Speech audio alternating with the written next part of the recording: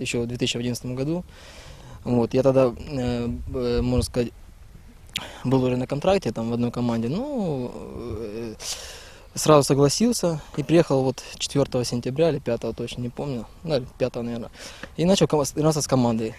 Как бы на просмотре, ну и бегать, и тренироваться там с дальнейшим, конечно, подписанием. Вот. Ну, как бы так оно и возникло, что позвонили с Севастополя руководство, я с удовольствием согласился.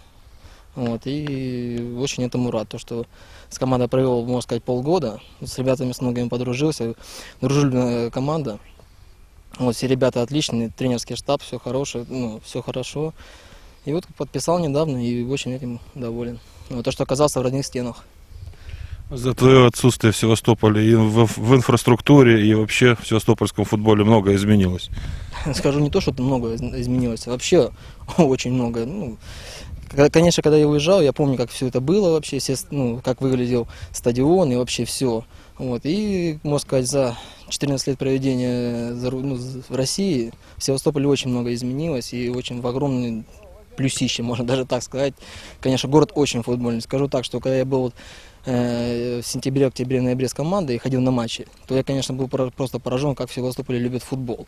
Вот, это биток каждый стадион, как они гимн поют, зрители. Конечно, им очень огромное за это, не знаю, спасибо, там, то, что они ходят, ну, болеют за ребят, поддерживают, там.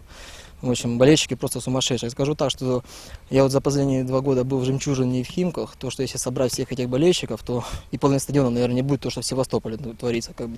То, что в «Химках» было мало, в «Жемчужине» было мало, так придешь там, 30 человек родных сидит и как бы так, ну, пустой стадион, особо футбол, как бы, так понял, ну, для болельщиков, ну, мало было очень. А что творится в Севастополе, я даже уверен, если был бы стадион, может быть, на 20 тысяч или 15, был бы биток, это 100%. Вот. Ты по амплуа на данный момент все-таки кем являешься? Нападающим или полузащитником? Ну, скажу так, нападение играл только в «Спартаке», вот, а потом до перехода в «Химки», тогда, когда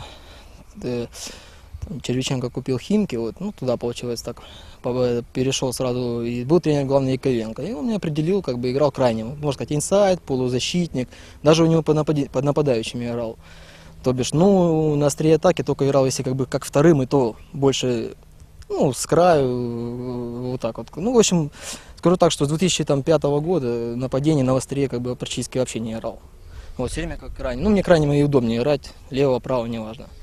Ну и в команде Пучкова ты на позиции правого полузащитника планируешься, насколько я понимаю. Ну, я скажу так, что не знаю, как это Валентинович как смотрит. Но в последних вот 3 играх я играл в нападении, ну, 2 нападающих. То бишь, играл в нападении. Ну, как бы потихоньку вспоминаю. Вот. Ну, скажу так, где поставят, там и буду играть. Вот, как бы, для этого приложу много усилий, чтобы сыграть добротно и не изменить погоду, а наоборот ее в лучшую сторону усилить. Как оцениваешь свою готовность физическую уже к сезону на данный момент? Ну, если в плане физической готовности, то оцениваю, может, на процентов 85-90. В принципе, песок дает о себе знать. Вот. Как бы нормально, в фазе физически чувствую себя прекрасно и хорошо. Главное, чтобы не было никаких там микротравм, растяжений, надрывов. Это, ну, я, в принципе, к этому, ну, у меня максимум, что может быть, там, переднюю или заднюю там дергаю. Ну, как обычно бывает там у быстрых там игроков. Ты упомянул песок, то есть у других команд на сборах нет такого элемента подготовки?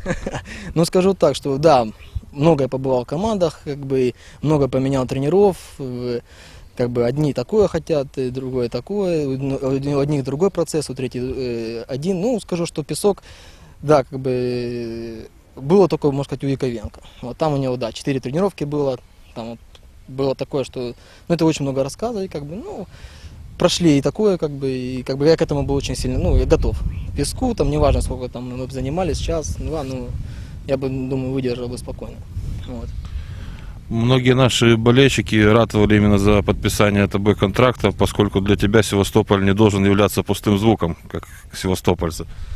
Ну, скажу, для меня вообще никогда не являлся. Сам город Севастополь, даже вот когда забил первый гол там, в чемпионате России, там, ну, 18 лет, я даже посвятил Севастополю, как бы, ну, меня спросили, там, кому, я говорю, вот, городу Севастополь, что это мой город, я его очень сильно люблю, тут родился, вот, все тут друзья, родные, все, там, первый тренер, вот, Олег Станиславович в команде работает, и для меня это, конечно, не просто звук, я никогда в Севастополь все время приезжал, даже когда в России Ну, находился, я в год раз 4 спокойно, 3 там, ну, скажу так, что все эти отпуска все проводил в Севастополе. И для меня это, конечно, не пустой звук, это,